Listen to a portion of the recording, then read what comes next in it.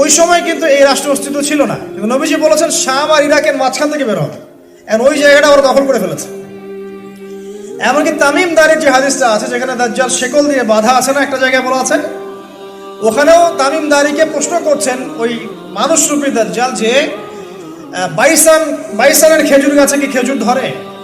তারপরে ওই ওটার নাম কি, ইসরায়েলের পাশে একটা হ্রদ আছে, নামটা ভুলে গেলাম, একটা সাগর আছে, ক্যাসপিয়ান, তাবারিয়া হ্রদ, মাশাআল্লাহ, তাবারিয়া হ্রদে কি পানি আছে?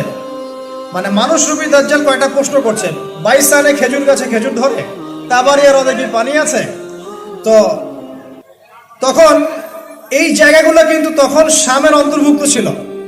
বাইসান, তাবারিয়া হ্রদ এখন সবগুলো ইসরায়েলের অন্তর্ভুক্ত, আপনি চেক করে দেখেন।